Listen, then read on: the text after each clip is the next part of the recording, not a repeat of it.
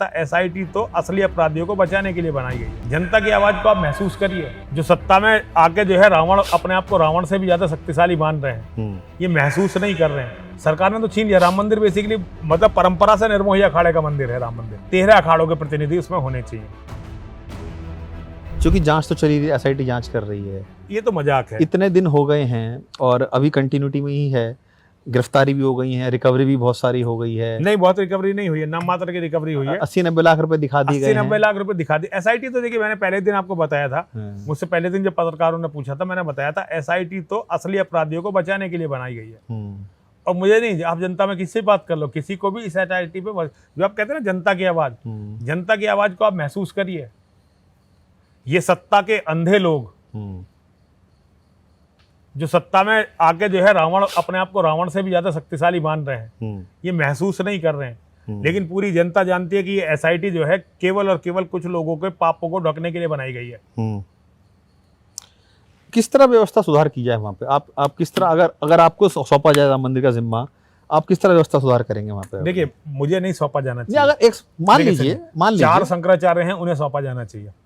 13 अखाड़े हैं, उनके प्रतिनिधि उसमें होने चाहिए। और मुख्य कार्यकारी पदों पर निर्मोही अखाड़ा होना चाहिए, जो कि पूरा एक पक्षकार था। पूरा पक्षकार था। और नहीं, वो मंदिर उन्हीं का था।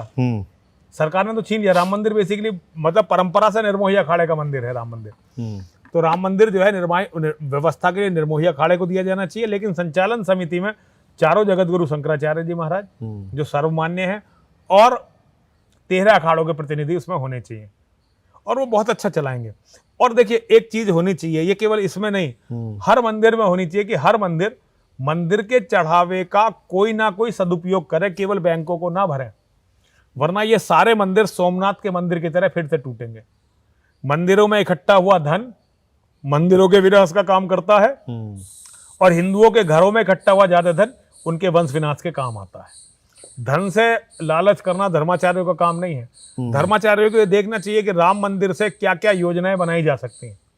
देखिए, एक किशोर कुणाल आईपीएस से रिटायर्ड आईपीएस अफसर जी, उन्होंने पटना के महावीर मंदिर का संचालन, रेलवे स्टेशन पे एक छोटा सा मंदिर, बहुत अच्छा मंदिर, बहुत फेमस मंदिर है हनुमान जी का।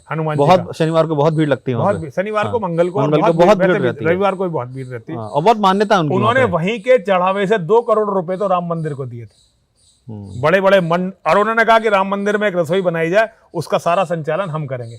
उन्होंने वहां एक मंदिर बनाया अयोध्या में, और उसमें लोगों को जितने भी लोग आए उन्हें निःशुल्क भोजन दिया जाता था। अब किशोर कुणाल जी नहीं रहे, तो मुझे पता नहीं कि व्यवस्थाएं वैसी चल रही हैं कि नहीं चल रही हैं, लेकिन किशोर कुणाल जी ने अपने एक छोटे से मंदिर के चढ़ावे का इतना सदुपयोग करके इतनी अच्छी अच्छी संस्थाएं खड़ी की। उन्होंने एक पूरा मेडिकल कॉलेज बनाया। क्या ऐसे लोग आने चाहिए उसमें, ट्रस्ट में? वो तो साधु ही जैसे थे, ऐसे लोग हों तो वो है बिल्कुल, लेकिन सरकार के अधिकारी नहीं थे।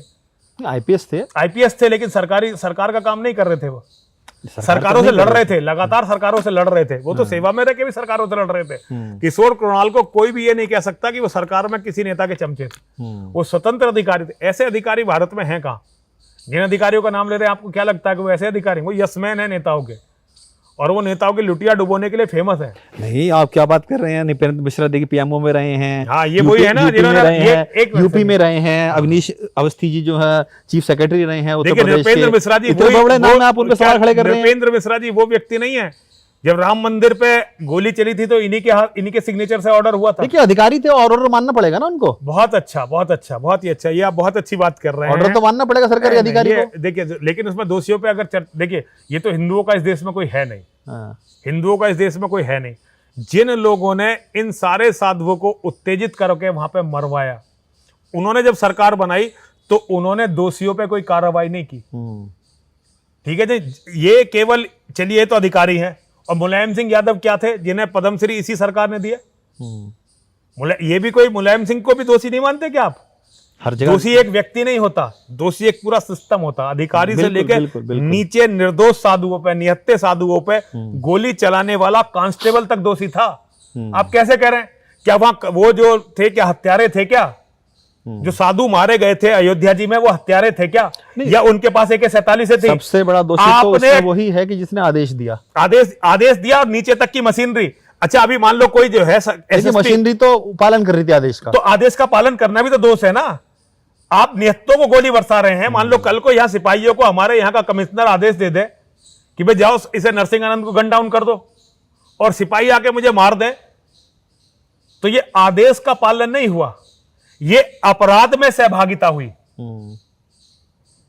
कोई भी आईएएस अधिकारी, आईपीएस अधिकारी, यहां तक कि कांस्टेबल भी, वो नेताओं की चमचागिरी के लिए नहीं रखे गए हैं कि नेताओं ने कुछ भी आदेश दिया तो मानना ही मानना। उनके अंदर स्वविवेक भी होता है, लेकिन क्योंकि हिंदुओं का कोई है ही नहीं। जो राम मंदिर बनवाने की बात कर रहे थे, उन्होंने राम मंदिर में साधुओं के हत्यारों को हर तरह से सम्मानित किया, हर तरह का इनाम दिया।